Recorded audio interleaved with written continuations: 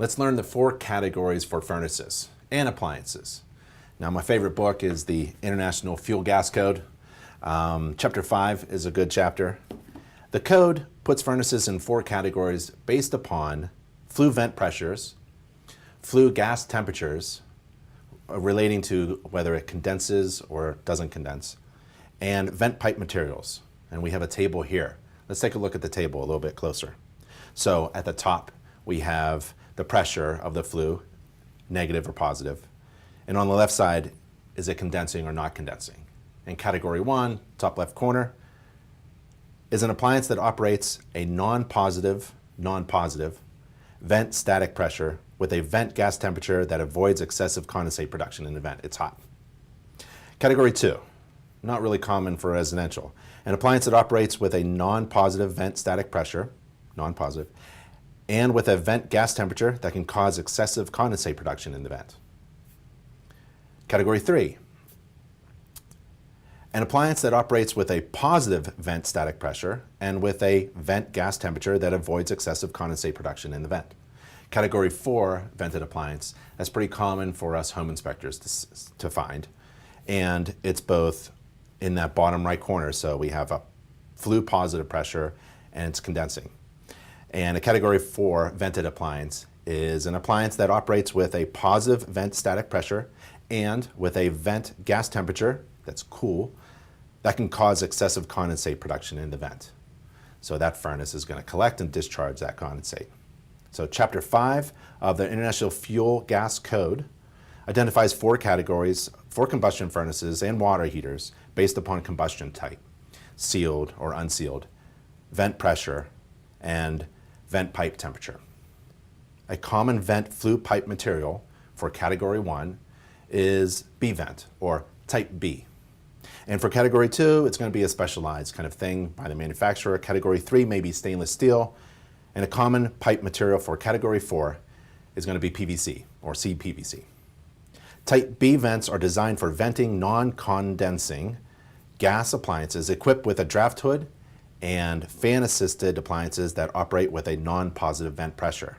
A Type B vent must never be installed on a Category 3 or 4 gas-fired furnace appliance. Type B, BW, that's the oval one, and L are designed for natural draft applications only, and they must not be used for vents under positive pressure. Carbon monoxide will just come through the pipes. It'll be hazardous. Okay, so we have a little illustration of a Category 1 here. And a Category 1 furnace operates with the flue at a neutral pressure or negative pressure with respect to the combustion appliance zone. Combustion appliance zone. That's like the furnace room. It's a CAZ. C-A-Z, CAZ. That's the room in which the furnace is located. And the stack temperature is hot enough to avoid condensate in this vent in a Category 1. The burner draws its combustion air from the CAZ, the combustion appliance zone. The combustion chamber is also open to the CAZ. For example, if you're standing next to the furnace, you should be able to look in and see the burner and the flames. Older Category 1 furnaces use an open draft hood that allows dilution air to enter the vent pipe and mix with exhaust gases. They don't make them anymore.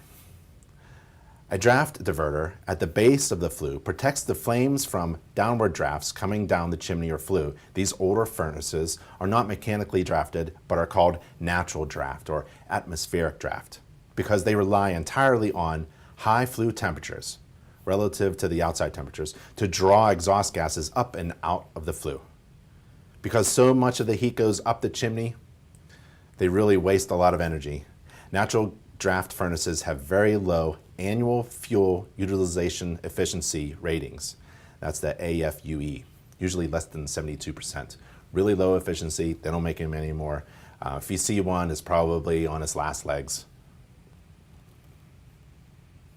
Newer type of Category 1 furnace replaced the draft hood with a small fan, referred to as an induced draft fan, which pulls air through the combustion chamber, although the furnace still relies on flue temperatures to lift the combustion gases up the flue stack.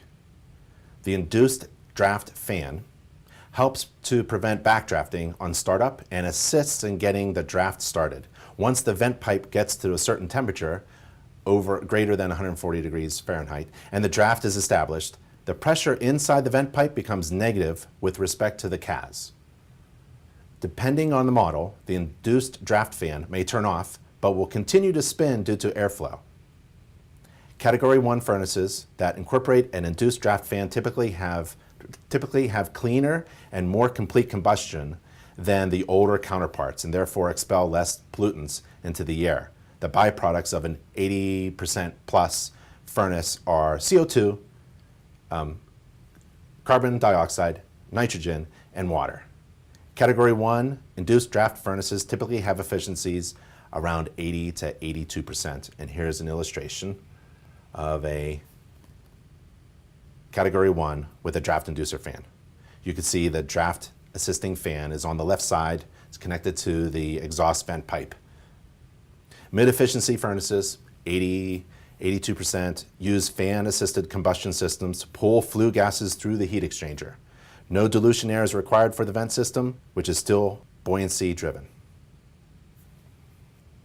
An induced draft fan equipped furnace is considered a mechanically drafted furnace, according to the International Mechanical Code, IMC. However, because it relies on negative flue pressure to carry away combustion products, it can, like the naturally drafted furnace, have the potential to backdraft. And backdrafting, when combustion gases spill down into the CAS rather than going out the flue, can occur if the CAS becomes depressurized with respect to the flue. This could occur if multiple exhaust fans and the dryer, the clothes dryer, or the fireplace are all operating at the same time. So, remember, Category 1, negative or neutral vent pressure, non-condensing, high temperatures, the draft hood or integral vent blower or draft inducer fan assisted. Category 2, furnace or appliance. Category 2 applies to some commercial furnaces and not commonly for residential furnaces except for some boilers and wall-vented water heaters. Category 2 also operate under negative or neutral vent pressure. Condensation of the flue gases could occur. Vent systems have special provisions from the manufacturer. Category 3. Many Category 3 furnaces are high-efficiency oil furnaces with a gun-type burner that force fuel oil through a nozzle. It mystifies it and ignites it and for a more efficient burn. And these oil furnaces have a mid-efficiency or higher, 82 to 88%.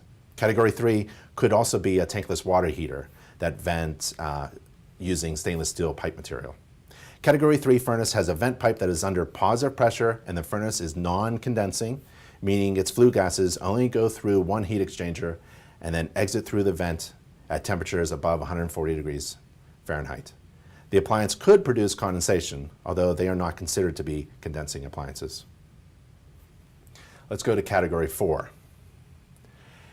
Category 4 furnaces are combustion appliances that have a vent pipe under positive pressure and flue gases under 140 degrees Fahrenheit.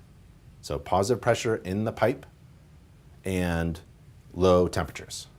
The vent exhaust is so low because all Category 4 appliances are equipped with a secondary heat exchanger, and that heat exchanger further extracts from the combustion air as the water vapor, a byproduct of combustion, cools and condenses into liquid water. And then this liquid is drained to the outside through a condensate drain, usually a collection pump.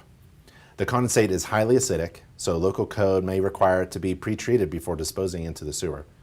Because the combustion gases are directly through a secondary heat exchanger, more heat is extracted, enabling a gas-fired Category 4 furnace to achieve efficiencies greater than 90%. Only 10% of energy is wasted. Category 4 oil-fired furnaces can achieve efficiencies of 95%. Category 4 furnaces with two-stage motors for high and low capacity can achieve even greater than 94%. So positive vent pressure, condensing flue gases, and you need a method of collecting and draining the condensation. And there is a little drawing of a Category 4 furnace. High efficiency, 90 to 98% furnaces add a secondary heat exchanger to pull more heat out of the exhaust vapor and then vent emissions directly outside, eliminating the risk of backdrafting flue gases into the home. There are also Category 4 water heaters that vent using plastic pipe, PVC or CPVC. Like Category 3 furnaces, Category 4 furnaces are forced draft, meaning they are equipped with a fan to pull air through the combustion chamber and push the byproducts of combustion out of the furnace through a vent pipe, and the vent pipe is sealed so that they cannot backdraft. Category 4 furnaces should be installed as sealed combustion direct vent appliances, which means their combustion chamber is sealed off from the CAS, and they draw their combustion air from the outside through a second pipe that brings combustion air directly into the combustion chamber from the outside of the home. Because nearly all of the heat in the combustion gases is removed by the two exchangers, the two heat exchangers, the vent pipe is made out of plastic. Manufacturers do not recommend installing Category 4 furnaces as non-direct vent furnaces that draw their combustion air from the compliance zone. Always install the second vent pipe to bring combustion air from the outside, right into the combustion chamber. It's an all-sealed chamber. So, I hope those tips were helpful for you to understand about the 4 furnace categories.